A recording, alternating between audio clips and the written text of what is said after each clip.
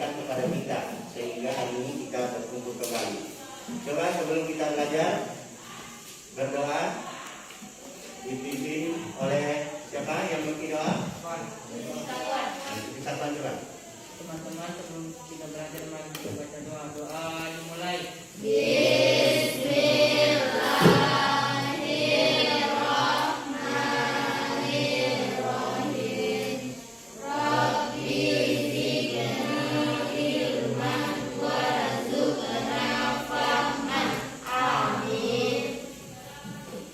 Jadi anak-anak sekalian, sebelum kita belajar, saya absen dulu.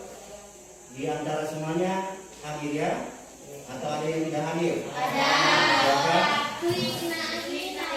Ada kabar? Ada. Ya, jadi ada 2 orang yang tidak hadir. Nah, sekalian anak-anakku, hari ini kita akan mempelajari materi yaitu tentang beriman kepada kitab-kitab Allah yang diturunkan kepada Rasulnya. Nah, coba saya mau tanya, siapa yang masih ingat pembelajaran kita minggu yang lalu? Coba.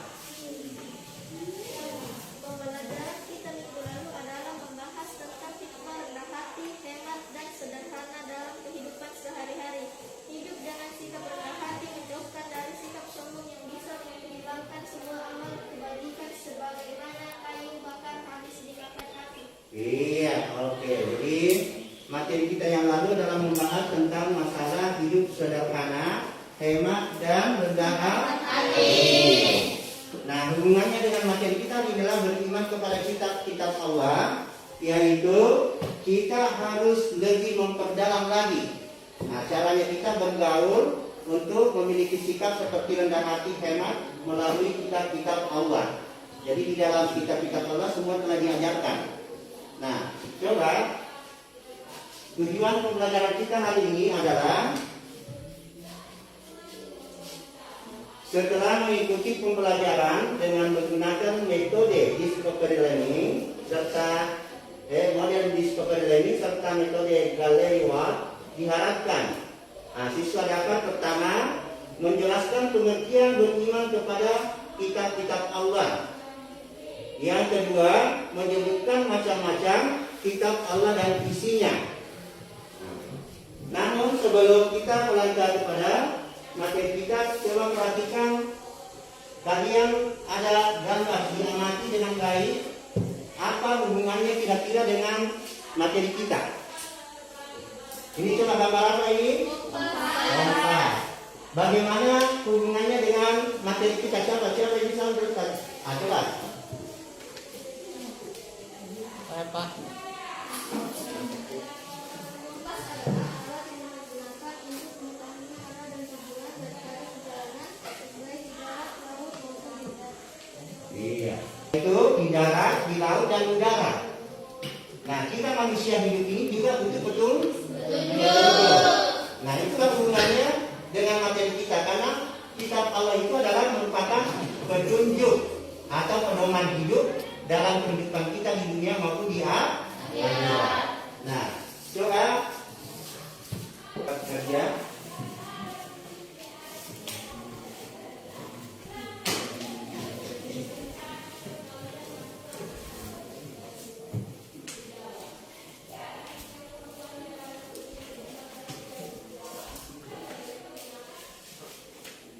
Itu kelompok 1, 2, dan 3.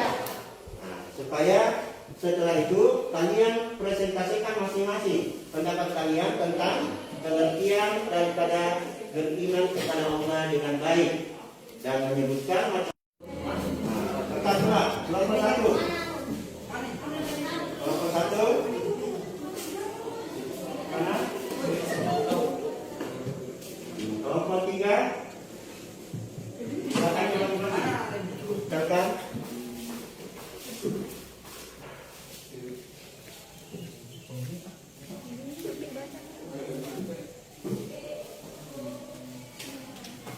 Ya, kelompok 2.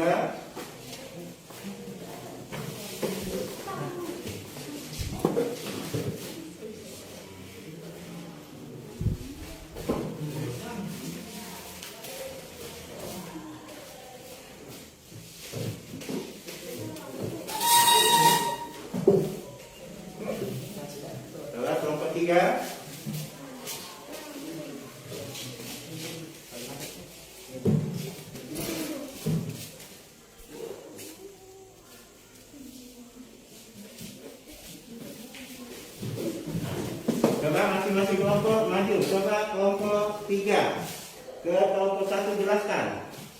Bagaimana pendapat dia? Kesimpulan materi ajar bab 1 bab 8. Pengertian iman kepada kitab Allah adalah percaya dan yakin dengan sepenuh hati bahwa Allah telah menurunkan kitab-kitabnya kepada para rasul. Kelompok 3.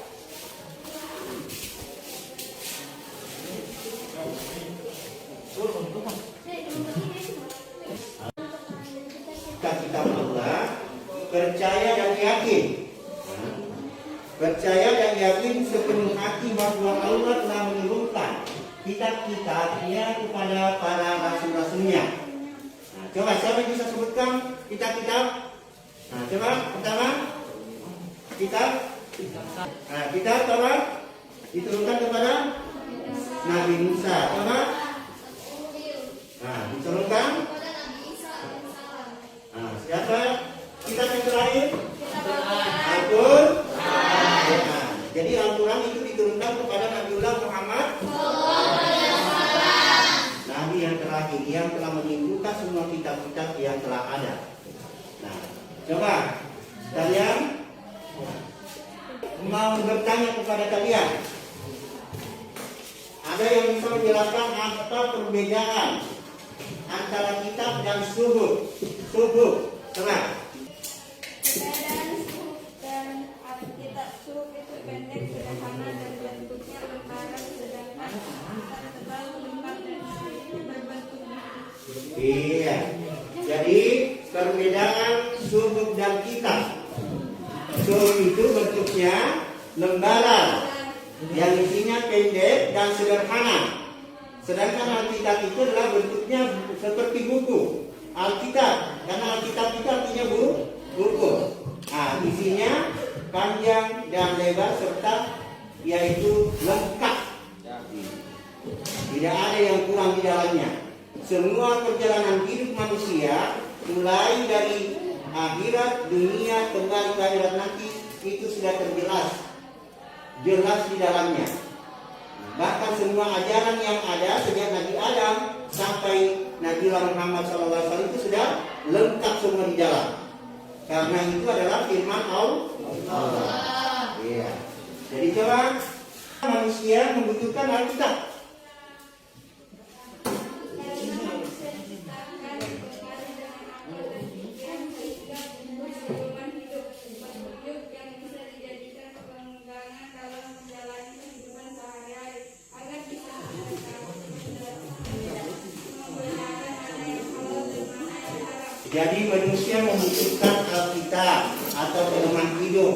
Karena manusia itu diciptakan dengan dilengkapi akal dan pikiran. Sehingga di dalam kehidupannya itu dia membutuhkan petunjuk atau pedoman. Sehingga dijadikanlah Alkitab ini sebagai pedoman hidupnya. Nah, jadi manusia butuh petunjuk supaya mereka bisa bahagia hidup di dunia dan di akhirat. Jadi kita sebagai manusia itu harus berpegang teguh kepada Alkitabnya. Kitab Al-Quran. Karena Al-Quran itulah kitab yang terakhir diturunkan oleh Allah, dijadikan sebagai pedoman hidup atau petunjuk dalam menjalani hidup ini supaya kita bisa bahagia dunia dan di akhirat. Kira-kira sudah dipaham ya? Oke. Jadi penjelasan tentang pengertian daripada beriman itu sudah dijelaskan tadi, bahwa kita yakin dan percaya bahwa kitab-kitab Allah itu adalah diturunkan oleh Allah kepada Rasulnya sebagai pedoman hidup. Kita harus yakin dan percaya bahwa itu adalah datangnya dari Allah. Nah, yang digunakan adalah kalau Taurat bahasa apa? Kira-kira yang tahu tuh? Bahasa Ibrani kalau dari kitab Taurat.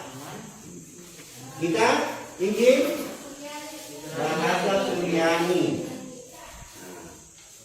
Kalau kitab Al-Quran bahasa Arab. Jadi masing-masing punya bahasa sesuai dengan zamannya. Karena kitab Taurat itu diturunkan sebelum Injil. Jadi kitab Taurat itu sudah ada sebelum Injil turun. Nanti setelah Injil diturunkan, maka Injil itu harus mengikuti Taurat, menyempurnakan Taurat dan Zabur. Nah, begitu pun Al-Quran. Setelah kita hari ini,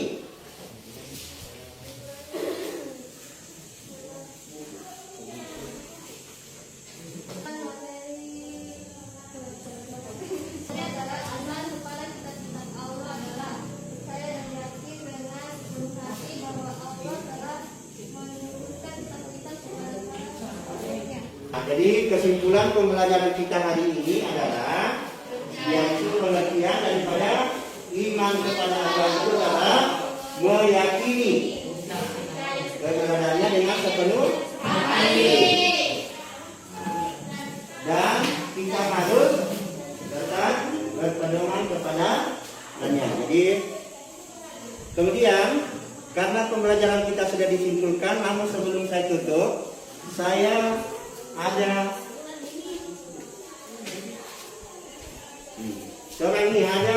coba anak gambar ini. Apa kira-kira yang kamu tahu tentang gambar ini dan kaitannya dengan pembelajaran kita ini? Coba. Berkaitan dengan kisah Nabi Musa. Coba tanya, coba. Itu adalah apa? Tongkat. Apa? Tongkat ini apa kaitannya dengan pembelajaran kita ini?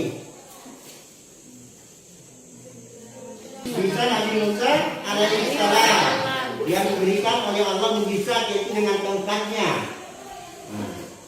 Dan kemudian pertanyaan, coba kali ini, dan jangan lupa kalian harus belajar. Dan ingat, pembelajaran depannya kita harus lebih giat lagi belajar, supaya apa yang kita pelajari bisa kita pahami dan bisa kita terapkan dalam kehidupan kita sehari-hari. Saya kira demikian. Saya tutup dengan udara. Alhamdulillahirobbilalamin. Wassalamualaikum warahmatullahi wabarakatuh.